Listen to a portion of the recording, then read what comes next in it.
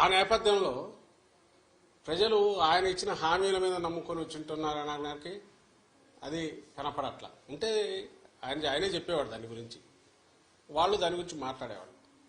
వేరే మా నాయకుడు ఆయన మొత్తం ఒకే థీమ్ మీద మీరు గమనిస్తే ఈ 5 ఏళ్ల పాటు తాను రాష్ట్ర అభివృద్ధికి సంక్షేమం ద్వారా లేదా మొత్తం డీసెంట్రలైజేషన్ ఆఫ్ పరిపాలన సుపరిపాలన అందించడం ద్వారా తాను ఏం చేశాడో ఇవే చెప్పాడు. ఇవి కంటిన్యూ కావాలా అనుకుంటే నన్ను దీవించండి అని అడిగాడు. ఈ థీమ్ బలంగా కంటిన్యూస్ జనంలోకి వెళ్తూ వచ్చింది. మేము ఎప్పుడు చెప్తుండేవాళ్ళం కదా, 87% లబ్ధిదారులు ఏదో ఒక రూపంలో బెనిఫిట్ పొందిన వాళ్ళందరూ అవును ఇది నిజం అనుకున్నారు. కరెక్టే కదా, ఇది కంటిన్యూ అయితే మా బతుకుల్లో ఇంకా మెరుగైన మెలుపు వస్తుంది, మలుపు వస్తుంది, ఇంకా వెలుగు పెరుగుతుంది, కుటుంబం అభివృద్ధి జరుగుతుంది అని వాళ్ళు నమ్మారు. ఏదైతే హోప్ పెట్టుకున్నామో వాళ్ళు ఓన్ చేసుకున్నారు ఈరోజు. అది కనపడుతుంది. అంటే మా దాంట్లో ఇది క్రిస్టల్ క్లియర్గా ఒక వ్యాలిడ్ రీజన్ కనపడుతుంది. నాకు టీడీపీ వైపు నుంచి ఒక్క రీజన్ చెప్పండి, మేము మీడియానే అడుగుతున్నాం. ఇదిగో ఈ రీజన్ వల్ల వీళ్ళకి వచ్చి ఉండొచ్చు కదా అని అనుకోవడానికి ఒక్కటి చెప్పండి. అప్పుడు ఇదే వస్తుంది.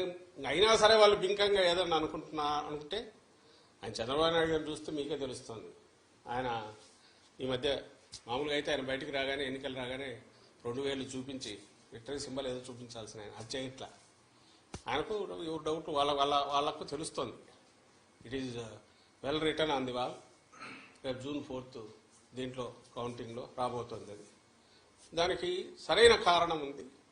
ఓ సీరియస్ పాలిటిక్స్ చేసే లీడర్కు జనం అభిమానిస్తారు, ఆదరిస్తారు, హక్కున చేర్చుకుంటారు అనే నమ్మకం ఈ ఎన్నికల్లో కలుగుతుందని మేము భావిస్తాం. సార్, మీరు మొదటి నుంచి చెప్తున్నట్టే పల్నాడు జిల్లాలో కావచ్చు, లేదా రాయలసీమ జిల్లాలో కొన్ని ప్రాంతాల అల్లర్ల పైన కేంద్ర ఎన్నికల సంఘం సీరియస్ అయింది. మీరు మొదటి పోలీసులు పాత్ర ఇందులో ఉందని చాలా క్లియర్గా చెప్తున్నారు. కేంద్ర ఎన్నికల సంఘం వారి పైన కూడా వెయిట్ వేసిందని ఎట్లా చూస్తారు? సార్ దానికంటే ఇప్పుడు పురంధేశ్వరి గారు కూడా కొంతమంది అధికారులు మార్చమన్నారు. ఎక్కడైతే అధికారులు మార్చిన దగ్గర ఇటువంటి ఘటనలన్నీ కూడా దాన్ని ఎలా చూస్తారు? ఇప్పుడు మీరే గమనిస్తే ఈరోజు చూశాను, నాకు ఈనాడు బ్యానర్ హెడ్ ఐ థింక్ సరిగ్గా లాస్ట్ మంత్ ఎప్పుడైతే అందరినీ బదిలీ చేసినప్పుడు లేదా వాళ్ళ మీద యాక్షన్ తీసుకోవాలని చేసి బదిలీ చేసి మార్చినప్పుడు ఎస్పీలు కానీ కలెక్టర్లను కానీ ఈడ్చి పారేసిన ఈసీ అని ఒక పెద్ద బ్యానర్ హెడ్డింగ్ పెట్టి వేశారు. ఆ రోజు నుంచి చెప్తున్నాం, ఈ పురంధేశ్వరం ఇంకోరు మాకు ఇదిగో ఈ కంప్లైంట్లు ఉన్నాయని అపోజిషన్ రాయడంలో తప్పేం లేదు. కానీ ఎవరిని పెట్టాలని కూడా వాళ్ళే సజెస్ట్ చేశారు. ఎప్పుడైతే కూటమి ఫామ్ అయిందో అప్పుడే చంద్రబాబు నాయుడు గారికి ఫ్రీ హ్యాండ్ ఇచ్చినారేమో అని అనిపిస్తుంది పైన నుంచి. ఆ మేరకు కొంచెం ఒత్తిళ్లు పనిచేసాయనడానికి బలమైన ఇది ఆ రోజు హడావుడిగా అంతమందిని మార్చినప్పుడు చెప్తున్నాం పట్టులేని వాళ్ళు వస్తే కష్టమని. ఆఖరకు పోలింగ్ తర్వాత జరిగిన హింస చూస్తే అది ఎంత కరెక్ట్ అనేది అర్థమవుతుంది. ఈరోజు మళ్ళీ వాళ్ళు అదే పెడుతున్నారు.